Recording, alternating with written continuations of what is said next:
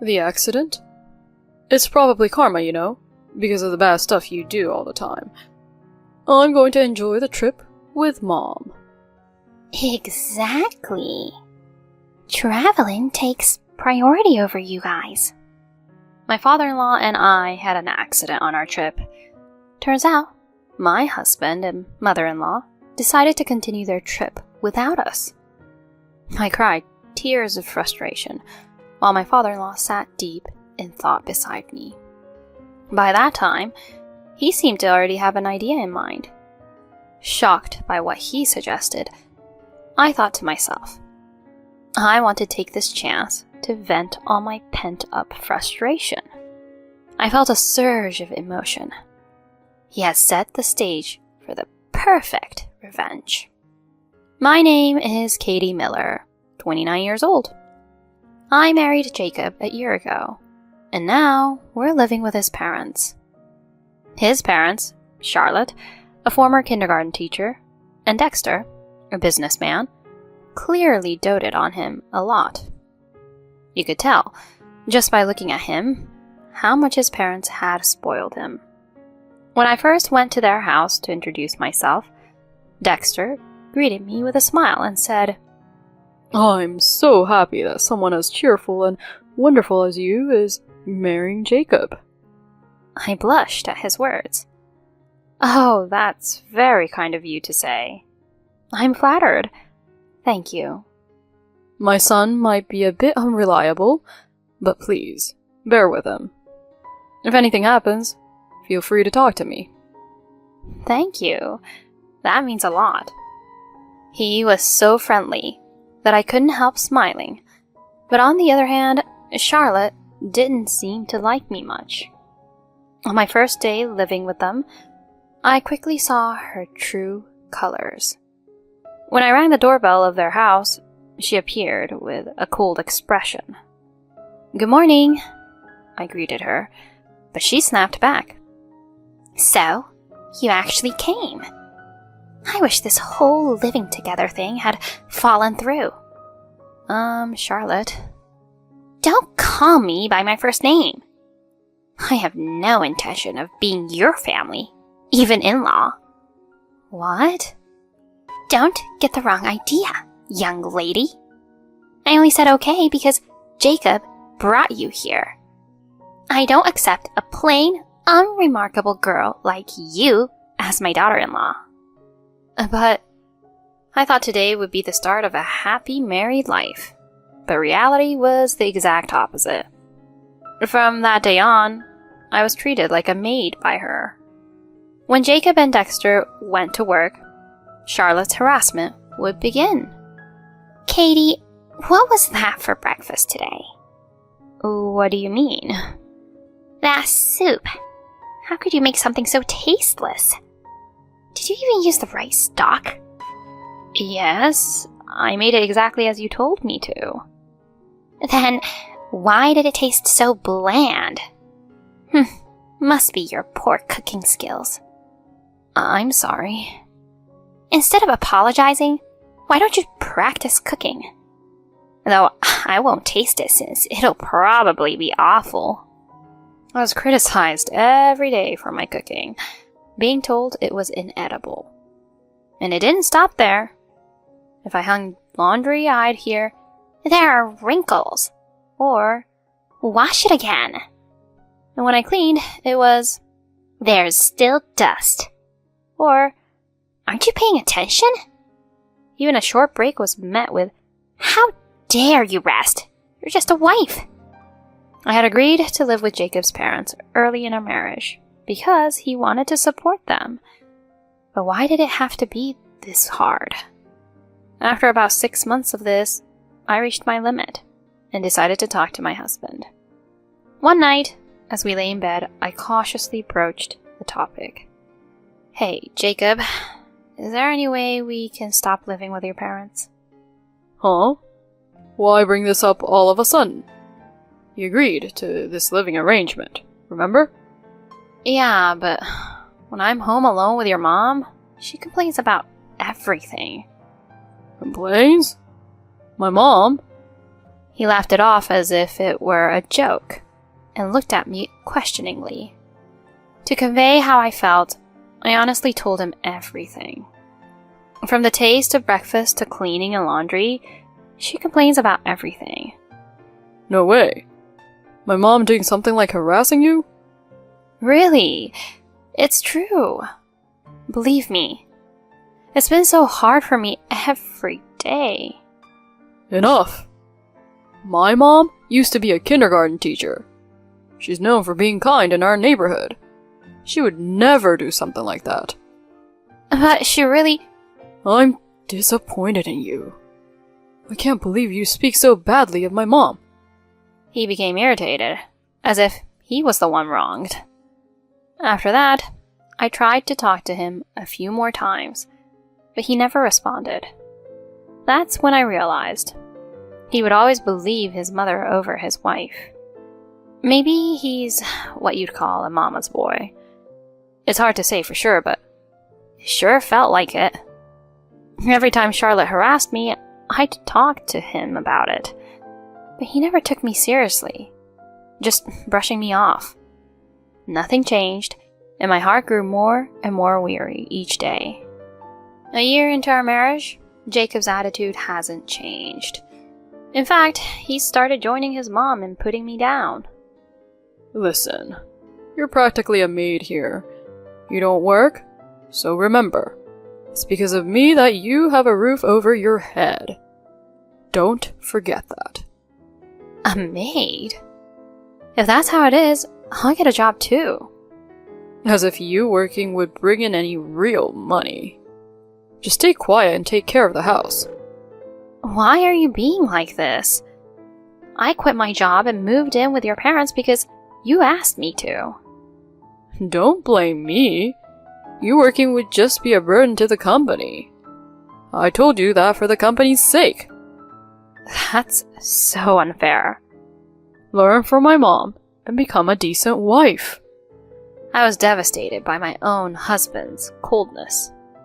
Charlotte watched me with a smirk. Then one day, something happened.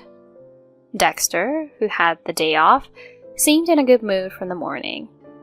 He went out in the morning and came back around noon, looking pleased.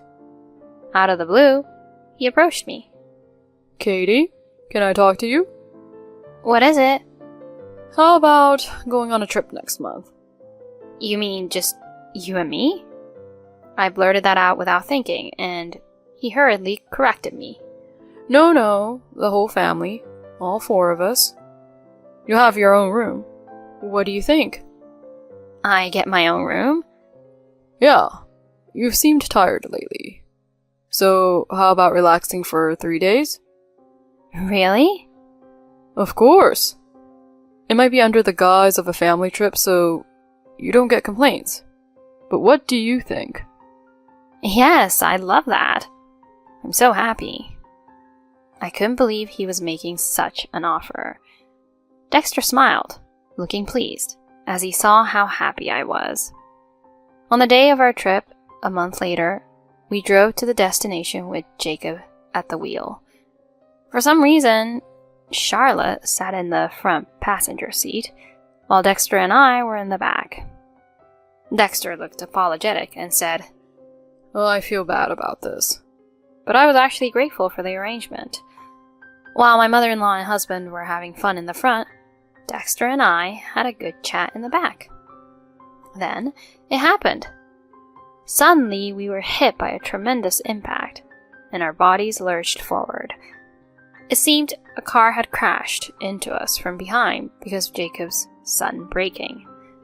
As I grasped the situation, I lost consciousness. When I woke up, I found myself in an unfamiliar bed. I have no idea how many hours had passed. Looking around, I saw Dexter in the bed next to me. In the same room, my husband and his mother were busy with their phones, seemingly having fun. And Jacob, Charlotte. Hearing my voice, they rushed over, startled, and called the nurse to get a doctor. Fortunately, since the car behind us had slowed down, Dexter and I in the back seat only suffered mild concussions and bruises. As the doctor left the room, Jacob and Charlotte let out huge sighs of relief. Taking advantage of Dexter still being unconscious, Jacob said, Oh, man. It's all because you fainted that this turned into such a mess. Exactly. Our whole trip is ruined. But it was because you slammed on the brakes. Were you trying to blame me? I drove a long way for you. Right. And on top of that, you just had to tag along on this family trip. How dense can a wife be? That's not fair. It's all because of karma, you know, the bad stuff you do all the time. I'm going to enjoy the trip with Mom. Exactly. Traveling takes priority over you guys. Laughing, they left the hospital room, and the room fell silent except for my sobbing. Trying not to wake Dexter, I cried in frustration. Just as I was about to drift back to sleep, I heard Dexter calling from the next bed. Katie. Dexter, you're awake. I'll call the doctor. No need. We both just have mild concussions, right? How did you know? You were asleep when the doctor came. I was at first, but I woke up during the doctor's visit. Then why pretend to be asleep? Because I overheard. Your husband and Charlotte were treating you poorly. It seemed he had heard everything about how coldly Jacob and Charlotte had treated me. He pretended to be asleep to hear their true colors, thinking they would make excuses if he woke up. He looked serious as he asked, Has this been going on for a while? Yes. I'm so sorry I didn't notice earlier. It took me too long to help you. No, it's not your fault. They were just good at hiding it from you. Still, I should have noticed sooner, living under the same roof. I really don't know what to say. He sat up in bed, looking genuinely apologetic. Then he said, I know it's not much, but will you help me with a plan I have? A plan? What is it? So, here's the thing. The plan he shared was astonishing. In that moment, I decided to take revenge on Jacob and Charlotte. Dexter's plan was to demolish the house we were living in. It turned out the house was actually in the name of his father, my grandfather-in-law, not Dexter. His father, now living in a condo with his wife, had given Dexter the house when he got married. The house was getting old, and his father had recently told him to either demolish it or renovate it. I was planning to renovate it, but no more. I'll demolish the house. I can't forgive them for treating the woman who married into our family like that. But wouldn't that ruin our family relationship? It's fine. I've finally seen their true colors. Katie, I know it's late, but allow me to repay you for everything. Dexter. He took out his phone and called his father. The demolition was arranged, and the work would start the next day. The next day, after being discharged from the hospital, Dexter and I went to his father's house. It seemed our belongings had already been moved to a storage facility. I thanked them and sent my things to my parents' house. Meanwhile, Jacob and Charlotte had enjoyed their trip so much so that they extended it. When they returned to the site of their former home, they were shocked and stood dumbfounded. They were arguing in confusion. What the heck is this? Mom, why is the house gone? I have no idea. Do you know anything about this? How would I know? I just got back with you. Then why? How can our house just disappear like this? As they bickered, Dexter tapped me on the shoulder. Realizing we were there, Jacob rushed over, flustered, and confronted his father. Hey, what's going on here? What do you mean? Why is our house gone? It was old and needed to be torn down. Are there any other reasons than that? No, that's not what I meant. Why would you do something like this without asking? That was our home. Our home? Yes, at least Mom and I didn't know anything about this. This is something you did on your own. What have you done? Dexter remained calm as his son angrily confronted him. He then spoke up quietly. Did it all by myself? No way. I got permission. What? I don't remember Mom or I giving permission. I got Katie's permission. What? That house was originally in my father's name. You guys don't have a say in it. Wait a minute. Regardless of whose name it's in, why demolish it all of a sudden?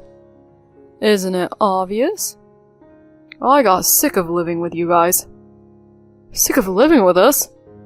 Why? Before he could say anything more, Dexter glared at him and began to shout furiously. You think I didn't know? I heard everything you said to Katie at the hospital.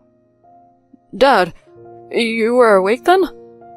It was by accident, but hearing your true colors was enlightening. It gave me the idea for this plan. What do you mean, plan? You set Mom and me up? Set up? I just took the appropriate action. I'm divorcing your mother too. The rest is up to you. He pulled out divorce papers and headed towards Charlotte. After Dexter left, Jacob turned his anger on me. Hey, what's this all about? Why didn't you say anything? This was your father's decision, not mine. But you knew about it, right? Then you should have stopped him. I mean, you don't have a place to live either. A place to live? I'm going back to my parents' home. Wait, are you planning to divorce me? I won't allow it. I looked at him coldly as he ranted. Enough. I don't need you to allow it. Why do you think this all happened? It's all because of you and your mother. You have no idea how much I've suffered and put up with your nonsense. Oh, wait. Calm down. Let's just talk. I have nothing left to say to you. Don't interfere with my life anymore. Thanks to your father, I'm finally free from you. Good luck living with your beloved mom and fall to the bottom of hell for all I care. I walked away without looking back. Finally, I was free from that life. Later, Jacob and I divorced. Initially, he refused, but under Dexter's supervision, he was forced to sign. Charlotte and Jacob ended up living in a business hotel before moving into an apartment. His salary was consumed by rent and living expenses for the two of them, leading to a drastic change in their lifestyle. As for me, I returned to my parents' house and rejoined my previous company.